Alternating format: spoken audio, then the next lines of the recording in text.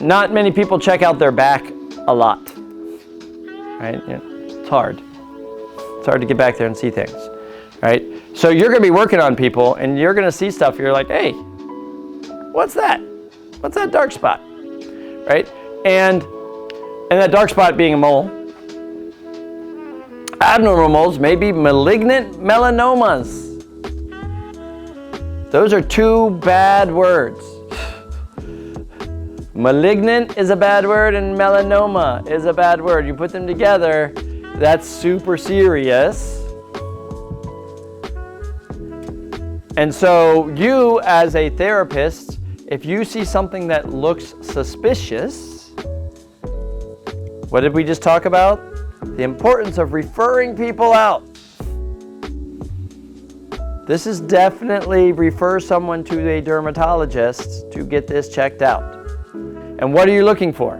Asymmetry. If this dark spot doesn't look round or very symmetrical, and it has like these weird, looks like Africa or whatever, right? Like it looks like it has this weird borders and a weird shape.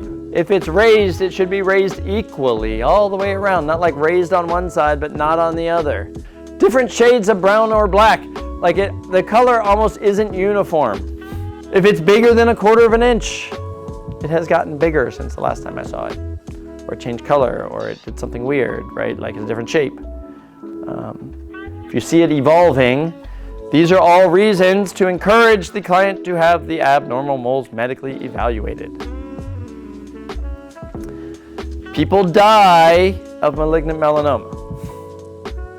Like it's not just like there's some skin cancers that are like, oh, that's cute, you have skin cancer, and they just take it out. It's not a big deal, right?